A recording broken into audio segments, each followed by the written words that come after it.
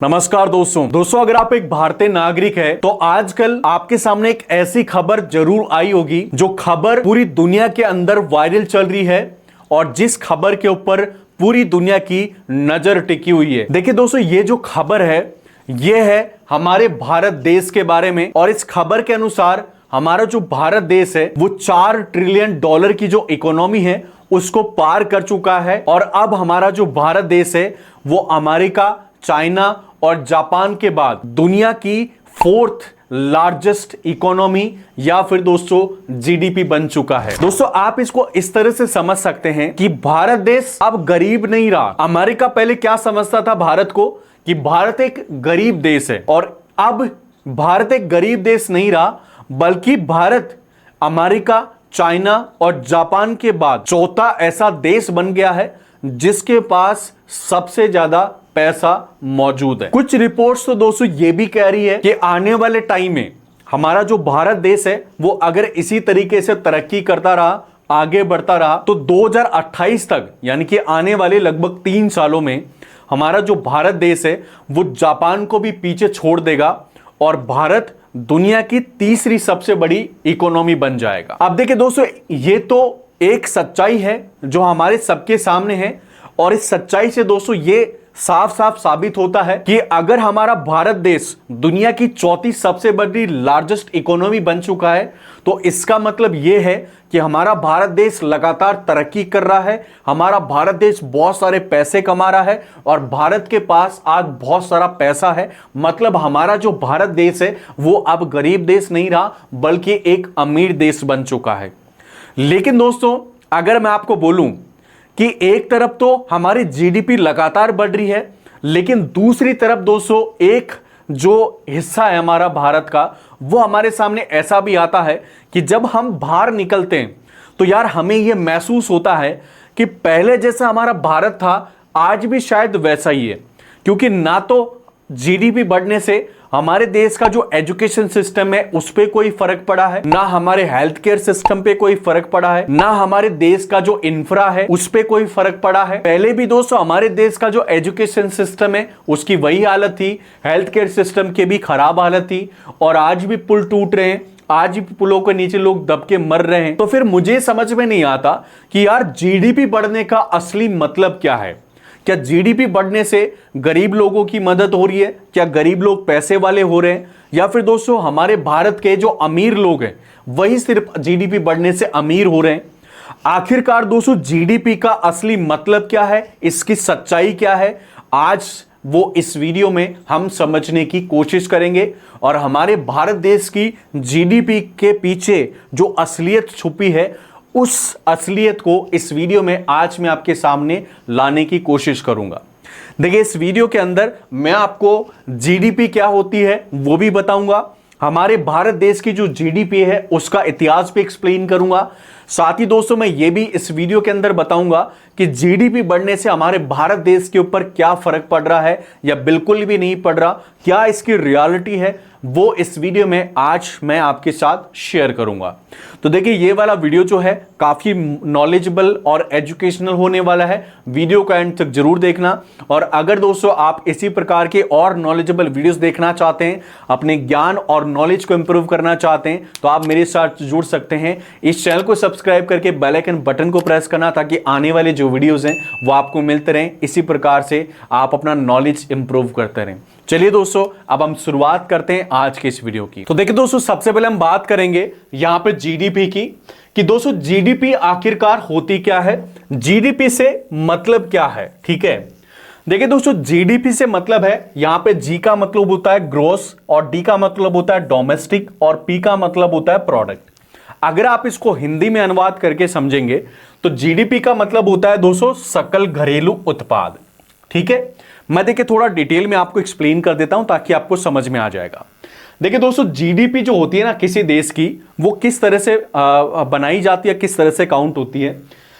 कोई भी देश मान लो, किसी देश जैसे अगर हम यहां पे भारत की बात करें, कोई भी एक ऐसा देश जिसके एक साल के अंदर सभी प्रकार की जो सामान है और जो सेवाएं हैं इनका जो टोटल मूल्य होता है उसको बोला जाता है जीडीपी।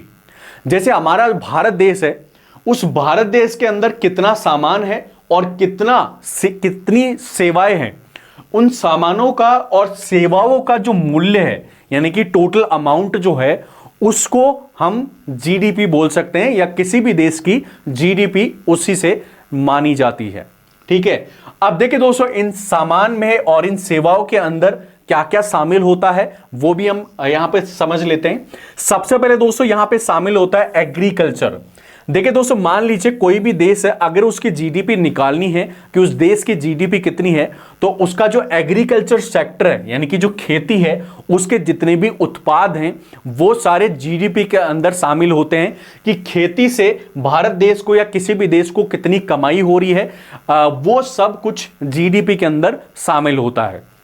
इसके अलावा इंडस्ट्री, या जैसे मान लो भारत है, अब भारत के अंदर कितनी फैक्ट्री है, वो कितना माल बना रही है, उसकी वैल्यू क्या है, या फिर दोस्तों मैन्युफैक्चरिंग जो यूनिट्स हैं भारत के अंदर या किसी भी देश के अंदर, वो मैन्युफैक्चरिंग यूनिट्स कितना माल प्रोड्यूस कर रही है, वो सब कुछ और उनका जो टोटल मूल्य है वो जीडीपी के अंदर ऐड किया जाता है। या फिर दोस्तों इसके अंदर तीसरी एक और चीज आती है और वो है दोस्तों सर्विसेज। देखिए भारत जो है वो एक ऐसा देश है दोस्तों जो सर्विसेज में काफी ज्यादा ग्रो कर रहा है। जैसे आजकल भारत के अंदर आईटी जो कंपनीज है वो बहुत ज्यादा बढ़ रही है, तो आईटी जो है वो जीडीपी के अंदर शामिल होती है। आईटी से जितनी भी इनकम होती है वो जीडीपी के अंदर शामिल होती है। या फिर दोस्तों किसी भी देश के जो बैंकिंग प्रोडक्ट्स हैं उनसे कितनी भारत को कमाई हो रही है वो भी जीडीपी में शामिल होता है। हेल्थ केयर सिस्टम से या एजुकेशन सिस्टम से कितना जो है पैसा कमाया जा रहा है या उनकी वैल्यूज क्या है वो भी जीडीपी के अंदर शामिल किया जाता है।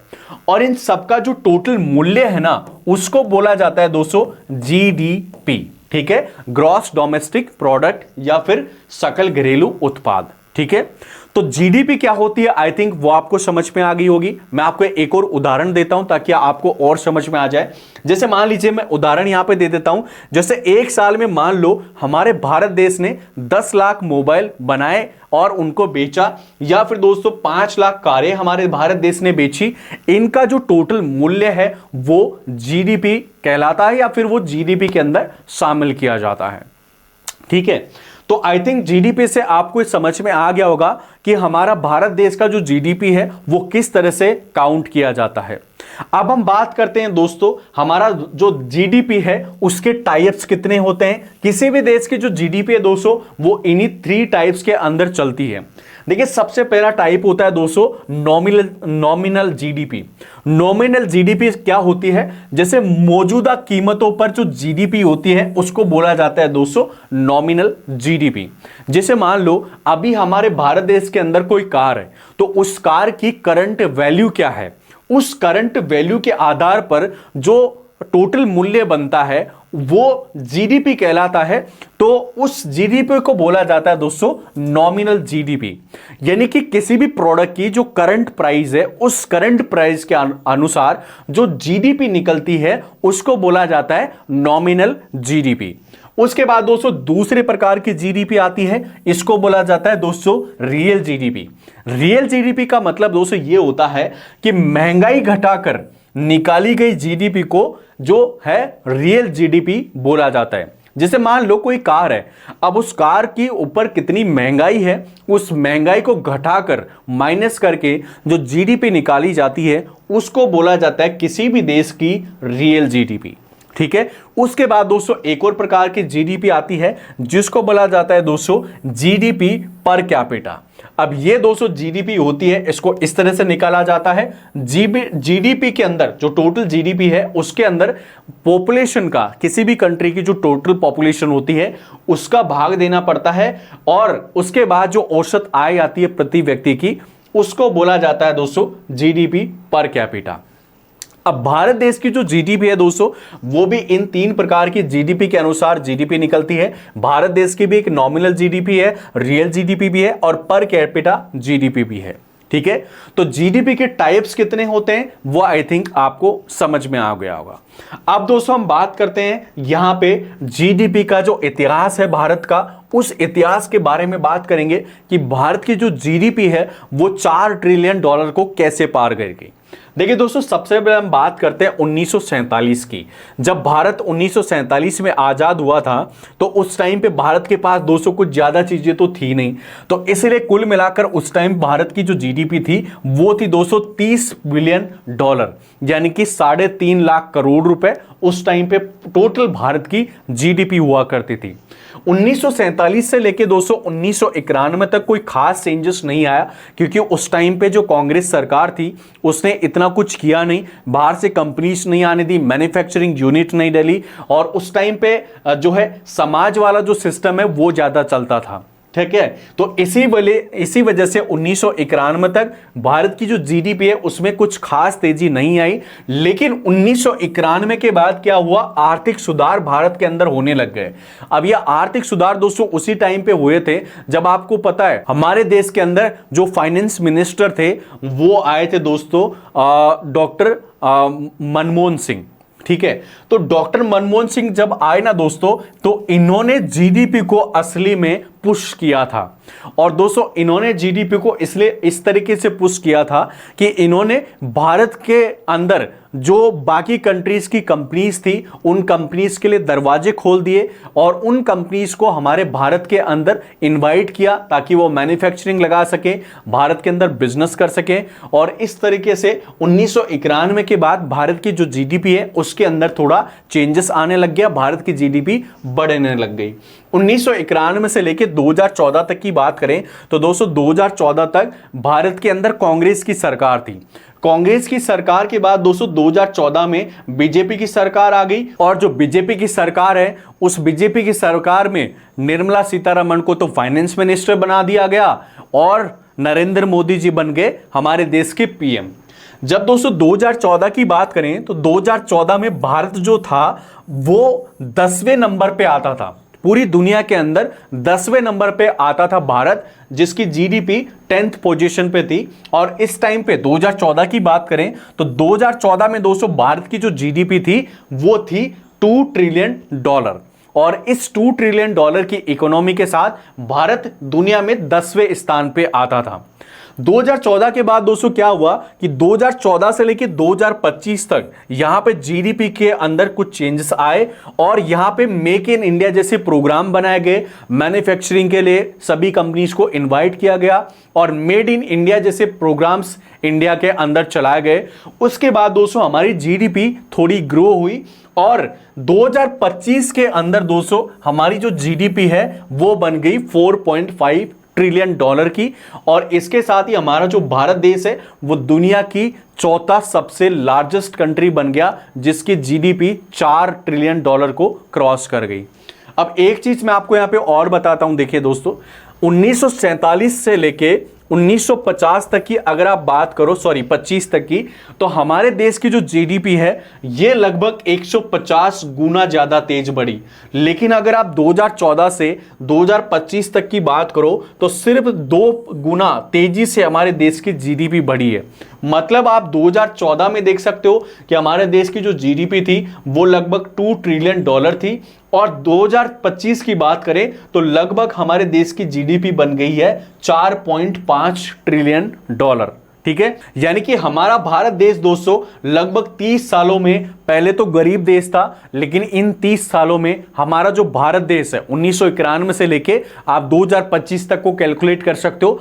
1991 से लेके 2025 तक हमारा जो भारत देश है वो पहले गरीब हुआ करता था, लेकिन आज इन 30 सालों में हमारा भारत देश जो है वो एक अमीर देशों की लिस्ट में शामिल हो चुका है।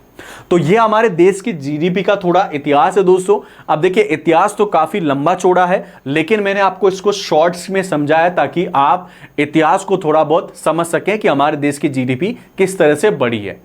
अब दोस्तों हमारे देश की जीडीपी तो बढ़ चुकी है, हमारा देश अमीर भी हो गया है, लेकिन दोस्तों मैं कहीं ना कहीं दोस्तों ये देखता हूं कि जीडीपी बढ़ने से हमारे देश के अंदर जो बाकी चीजें हैं, जैसे हमारे देश का हेल्थ केयर सिस्टम है, हमारे देश का प्रशासन सिस्टम है, या या फिर दोस्तों एजुकेशन सिस्टम है या फिर इंफ्रास्ट्रक्चर जो हमारे देश का है उसमें शायद कोई भी जो है खास बदलाव नहीं आया, और पहले जैसे हमारे देश के अंदर चीजें चल रही थी शायद आज भी वैसे ही चल रही है। अब जीडीपी से दोस्तों असली में चेंजेस हुए हैं या नहीं हुए, उसकी असलियत क्या है थोड़ा सा हम वो समझ लेते हैं। तो देखिए दोस्तों, जीडीपी की जो रियलिटी है उसको हम समझेंगे सबसे पहले इनकम की सच्चाई से। देखिए दोस्तों, हमारे भारत देश की जो इनकम है लोगों की, उस इनकम की रियलिटी क्या है, जीडीपी से उस पर क्या फर्क पड़ा है, वो हम सबसे पहले समझ लेते हैं। तो देखिए दोस्तों, 2025 की अगर मैं बात करूं तो 2025 में अभी की बात करूं तो हमारे भारत देश के अंदर जो प्रति व्यक्ति है उसकी सालाना आय है दोस्तों लगभग $2800।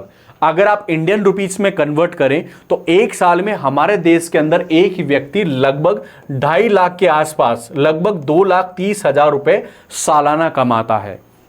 अगर आप इसको एक महीने में कैलकुलेट करेंगे तो लगभग हर एक इंसान लगभग 15 से 20,000 रुपए के बीच में ही एक बंदा अभी कमा रहा एक महीने के अंदर। एक साल में लगभग 2.3 लाख रुपए के समथिंग कमा रहा है। और अमेरिका की बात करूं तो अमेरिका का जो 2025 का डेटा है वो दोस्तों ये कहता है कि अमेरिका में एक व्यक्ति की जो प्रति व्यक्ति की आय है वो है दोस्तों लगभग $85,000। अगर आप इसको इंडियन रुपीस में कन्वर्ट करेंगे तो ये 1 करोड़ रुपए से भी लगभग ज्यादा जाने वाला है, और ये भारत से लगभग 30 गुना ज्यादा है। एक बात मैं आपको और बता दूं दोस्तों, अमेरिका की जो जीडीपी है वो है लगभग $28 ट्रिलियन के आसपास, और चाइना की जो जीडीपी है वो लगभग $20 ट्रिलियन या $22 ट्रिलियन के आसपास है। यानी कि अमेरिका हमसे लगभग 6 गुना ज्यादा आगे है इकोनॉमी में, जीडीपी में, और चाइना हमसे लगभग 5 गुना ज्यादा अभी भी आगे है। और इनकी जो प्रति व्यक्ति आय है वो भी हमारे देश से काफी गुना ज्यादा है, मतलब लगभग 30 गुना ज्यादा भारत से इनकी प्रति व्यक्ति आय है। तो आप इस तरीके से समझ सकते हैं कि भाई हमारे भारत देश की जो जीडीपी है वो तो बढ़ रही है, लेकिन हमारे देश की जो लोगों की इनकम है वो नहीं बढ़ रही एक तरीके से। अगर आप चीन की बात करो तो देखिए दोस्तों, चीन जो है इसकी प्रति व्यक्ति आय सालाना लगभग $13,000। और अगर हम बात करें जर्मनी की, जिसको हमने जीडीपी में तो पीछे छोड़ दिया है लेकिन प्रति व्यक्ति आय में पीछे नहीं छोड़ा हमने, अगर जर्मनी की बात करें तो जर्मनी में एक व्यक्ति लगभग एक साल में $52,000 कमाता है। अब आप इस चीज से ये अंदाजा लगा सकते हैं दोस्तों कि हमारे देश का जीडीपी सिर्फ बढ़ रहा है, देश की गरीबी नहीं घट रही है, देश के लोग पैसा अभी भी नहीं कमा पा रहे हैं। अगर मैं दोस्तों बात करूं ऑक्सफॉर्म की, तो ऑक्सफॉर्म की एक रिपोर्ट है कि देश की 1% आबादी लगभग 40% संपत्ति जो है उसको टेक ओवर करती है, और नीचे की जो 50% लोग हैं या 50% जो पॉपुलेशन है वो लगभग देश की 3% संपत्ति को ही अपने पास रखती है। मतलब आप इससे अंदाजा लगा सकते हैं कि गरीबों में और अमीरों में कितना फर्क है। हमारे देश की 1% आबादी जो है वो तो 40% संपत्ति लेके बैठी है, लेकिन उसके नीचे वाले जो 50% लोग हैं उनके पास, बेचारों के पास लगभग 3% ही संपत्ति है। ठीक है, तो कितना बड़ा भेदभाव है आप शायद अंदाजा लगा सकते हैं। इसके अलावा अगर हम बात करें दोस्तों ग्रामीण भारत की, तो ग्रामीण भारत में देखिए लगभग 22% जो आबादी है वो गरीबी रेखा के नीचे आज भी जी रही है, और आज भी राशन ला के अपना पेट भर रहे हैं। इसके अलावा वर्ल्ड बैंक की बात करें तो वर्ल्ड बैंक की एक रिपोर्ट है, इस रिपोर्ट के अनुसार दोस्तों भारत के लगभग 24 करोड़ लोग गरीबी रेखा से नीचे अभी भी जूझ रहे हैं। मतलब भारत के 24 करोड़ की जो पॉपुलेशन है, 140 करोड़ की पॉपुलेशन हमारे भारत देश में, लेकिन 24 करोड़ लोग अभी भी ऐसे हैं जो कहीं ना कहीं गरीबी रेखा से नीचे है, या फिर ये लोग गरीबी से जूझ रहे हैं। देखिए एक बात मैं दोस्तों आपको यहाँ पे और बता दूं, देखिए चीन एक ऐसा देश है जिसने 20 सालों के अंदर ऐसा कुछ कमाल किया कि चीन ने अपनी जो पूरी आबादी है उसको गरीबी से पूरी तरह से निकाल दिया। लेकिन हमारा जो भारत देश है वो 30 सालों में भी ये कमाल नहीं कर पाया, ठीक है। एंड अगर आप देखें तो अभी भी हमारे भारत देश का ये हाल है कि हमारे देश के अंदर हर 5वां जो इंसान है वो एक गरीब इंसान है। तो ये हमारे देश की दोस्तों लगभग इनकम की जो रियलिटी है वो आपके सामने है। अब जीडीपी बढ़ने से दोस्तों ये मुझे नजर नहीं आया कि भाई जीडीपी तो बढ़ गई लेकिन लोगों की इनकम क्यों नहीं बढ़ी। अमेरिका जैसे देश की जीडीपी है लगभग 28 ट्रिलियन डॉलर, तो आप इनकी प्रति व्यक्ति आय देख सकते हैं कि कितनी ज्यादा है। 1 करोड़ रुपए साल का कमा रहे हैं, वहीं पे हम लोग यहाँ पे 2 लाख रुपए साल का कमा रहे हैं। अगर चाइना की बात करो तो चाइना वाले $13,000 कमा रहे हैं, वहीं पे हम तो 2 लाख पे टिके हुए हैं। और अगर जर्मनी की बात करो जिसको तो हमने जीडीपी में भी पीछे छोड़ दिया है, तो जर्मनी की प्रति व्यक्ति आय है लगभग $52,000, जो भी लगभग 50-60 लाख रुपए से ज्यादा है। तो ये भी दोस्तों भारत से तो बहुत ज्यादा आगे है। अब आप मुझे कॉमेंट करके बताओ कि जीडीपी से लोगों का क्या फायदा हुआ। अभी भी गरीब तो गरीब ही है, अमीर शायद अमीर हो गए होंगे, ठीक है। इसके बाद बात करते हैं दोस्तों हम यहाँ पे रोजगार की जो सच्चाई है भारत की उसके बारे में बात करते हैं। देखिए जीडीपी अगर हमारे देश की बढ़ रही है तो शायद रोजगार भी बढ़ रहे होंगे, लोगों को जॉब मिल रही होगी और उससे लोगों की इनकम बढ़ रही होगी। लेकिन दोस्तों ऐसा नहीं है, हमारे देश की जीडीपी बढ़ी है लेकिन रोजगारी का क्या हाल है वो मैं आपको बता देता हूं। देखिए भारत का जो युवा है उसकी आबादी है लगभग 65%। आप इस चीज को नोट कर लीजिएगा दोस्तों, दुनिया का भारत एक ऐसा देश है जिसके पास सबसे ज्यादा युवा आबादी है, ठीक है। मतलब जिस देश के पास आप ये समझ लो सबसे ज्यादा युवा होते हैं ना, उस देश का कोई भी मुकाबला नहीं कर सकता और वो देश भारत है। लेकिन फिर भी हमारा भारत देश पीछे पड़ा हुआ है। हर साल लगभग 1.2 करोड़, मतलब आप ये समझ लो 1 करोड़ 20 लाख युवा जो है वो नौकरी की तलाश कर रहे हैं हमारे भारत देश के अंदर। लेकिन बेरोजगारी की जो दर है वो हमारे भारत देश के अंदर लगभग 7.5% है। और जो ग्रेजुएट युवा है, मतलब जिन्होंने अपनी पढ़ाई पूरी कर ली है, उनके पास डिग्री है, डिग्री लेके बैठे हैं, उनकी भाई बेरोजगारी की हालत लगभग 17% से भी ज्यादा है। मतलब आप ये समझ लो कि हमारे देश के अंदर जो बंदा पढ़ा लिखा कम है, जिसने 10वीं से पहले अपनी एजुकेशन को छोड़ दिया, शायद उसके पास कुछ ना कुछ रोजगार है, वो अपनी रोजी रोटी चला रहा है। लेकिन भाई जो बंदा पढ़ लिख कर उसने डिग्री ले ली ना, उसकी हालत ज्यादा खराब है, ठीक है। इसके बाद हम बात करें दोस्तों अमेरिका जैसे देशों की, तो देखिए हमारे भारत के अंदर जो बेरोजगारी दर है वो लगभग 7.5% है, लेकिन अमेरिका में 3.9% ही है और चीन में लगभग ये 5% पे ही सीमित हो जाती है। और आप हमारे भारत देश का ये आप पता लगा अंदाजा लगा लो कि भारत देश के अंदर जो युवा है ना, उनमें से 100 जो स्टूडेंट है, 100 में से लगभग जो 17 स्टूडेंट है वो लगभग आज हमारे भारत देश के अंदर बेरोजगार बैठे हैं। तो मैं फिर से आपसे एक सवाल करूंगा कि यार जीडीपी तो बढ़ गई लेकिन बेरोजगारी अभी भी शायद धीरे धीरे और ज्यादा बढ़ रही है। तो बेरोजगारी बढ़ रही है तो फिर जीडीपी इतनी बढ़ने का फायदा क्या है यार, ये मुझे समझ में नहीं आ रहा। अब बात करते हैं दोस्तों हम यहाँ पे हमारे देश की जो शिक्षा है, जो एजुकेशन सिस्टम है और जो हेल्थ केयर सिस्टम है, उसकी सच्चाई के बारे में बात करते हैं कि जीडीपी बढ़ने से यहाँ पे क्या इंप्रूवमेंट हुआ है। तो देखिए दोस्तों यहाँ पे अगर हम 2021 के डेटा की बात करें तो 2021 के डेटा के अनुसार भारत की जो साक्षरता दर है ना वो लगभग 77% है। शिक्षा की बात कर रहा हूं, लगभग 77% जो है भारत की साक्षरता दर है। लेकिन हमारा जो भारत देश है इसका शिक्षा पे खर्च कितना है, 2.9% जीडीपी का। और जो यूनेस्को है इसकी सिफारिश है किसी भी देश से कि भाई आप अपनी जीडीपी का लगभग 6% शिक्षा के ऊपर खर्च करो ताकि आपके देश के जो लोग हैं उनको सही तरीके से शिक्षा मिल सके, किफायती शिक्षा मिल सके और अच्छी शिक्षा उनको मिल सके। लेकिन हमारा भारत देश लगभग 2.9% ही जीडीपी का शिक्षा के ऊपर, एजुकेशन के ऊपर खर्च करता है।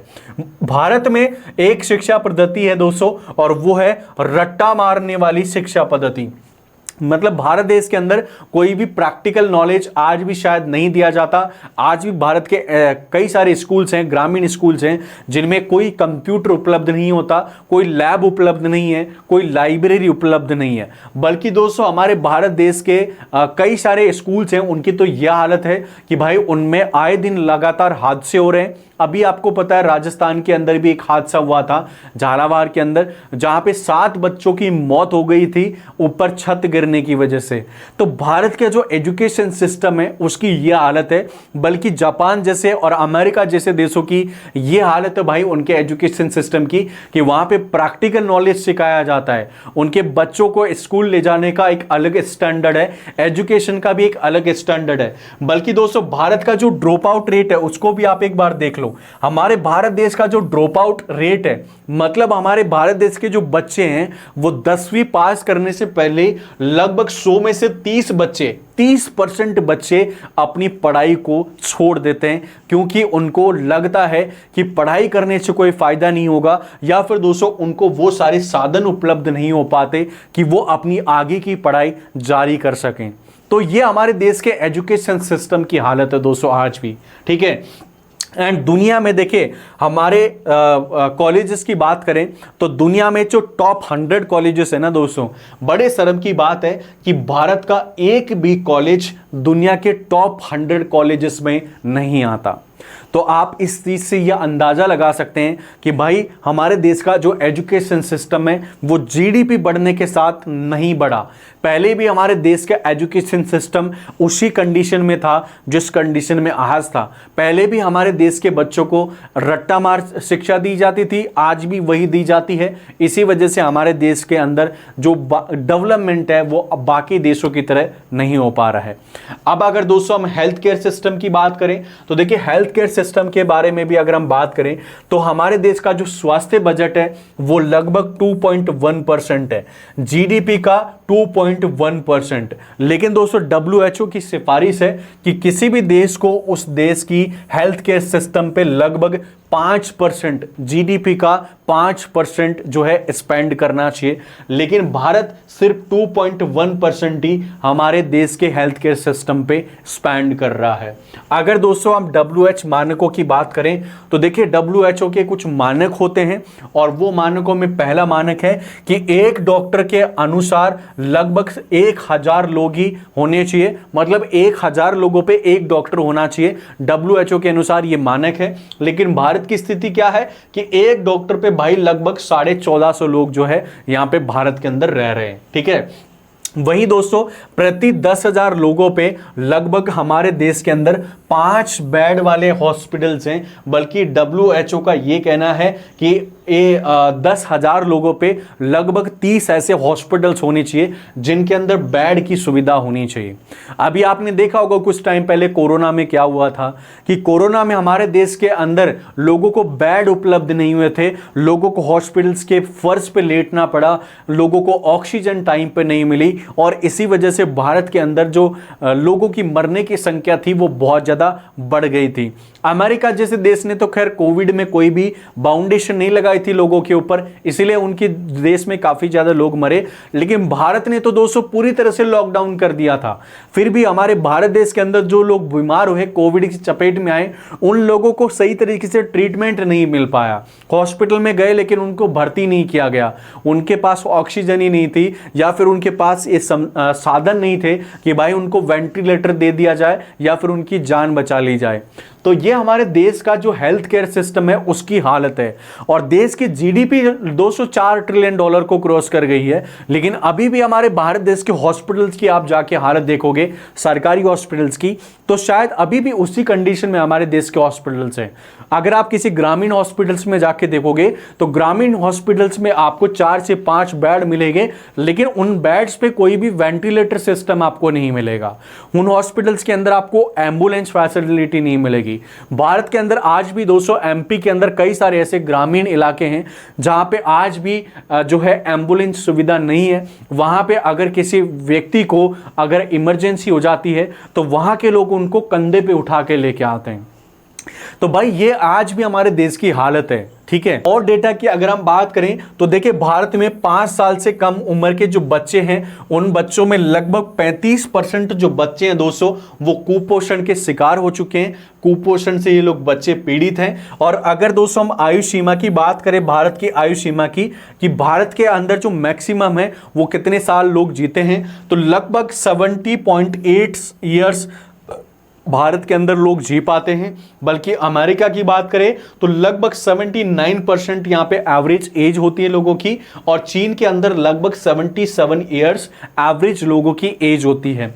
तो भारत एज डिफेंस में भी दोस्तों लगभग 10 साल पीछे है, ठीक है। एंड स्वास्थ्य दोस्तों खर्च की बात करें तो अमेरिका जैसे देश अपने स्वास्थ्य यानी कि हेल्थ केयर सिस्टम पे लगभग अपनी जीडीपी का 16% खर्च करते हैं, और चाइना जैसे देश अपनी जीडीपी का हेल्थ केयर सिस्टम पे लगभग 6% स्पेंड करते हैं। WHO कहता है कि आप तो भाई 5% स्पेंड कर लो, 5% अगर आप अपनी हेल्थ केयर सिस्टम पे स्पेंड कर लोगे तो लोगों को अच्छी हेल्थ केयर सिस्टम मिल जाएगा। लेकिन भारत के पास तो भाई 2.1% ही अपना जो है जीडीपी का खर्च करता है, बल्कि अमेरिका 16% और चीन लगभग 6% जो है अपनी हेल्थ केयर सिस्टम पे खर्च करता है। अब आप कमेंट करके बताओ कि सच में क्या जीडीपी बढ़ने से हमारी शिक्षा पे कोई फर्क पड़ा, या हमारे हेल्थ केयर सिस्टम पे कोई फर्क पड़ा, या फिर आज भी वही कंडीशन है जो पहले थी। तो दोस्तों ये था आज का कंप्लीट वीडियो। आई थिंक आपको वीडियो अच्छा लगा होगा, समझ में भी आया होगा। वीडियो अच्छा लगा तो दोस्तों लाइक और शेयर जरूर करना। मेरे साथ जुड़ने के लिए, इसी प्रकार के और वीडियोस लगातार देखने के लिए चैनल को सब्सक्राइब करके बेल आइकन बटन को जरूर प्रेस कर देना। मैं मिलता हूं दोस्तों आपको नेक्स्ट वीडियो में एक नई जानकारी के साथ। आज के इस वीडियो को पूरा देखने के लिए, मुझे और मेरे चैनल को सपोर्ट और सब्सक्राइब करने के लिए आप सभी मेरे प्यारे प्यारे दोस्तों का मेरे दिल से बहुत बहुत धन्यवाद।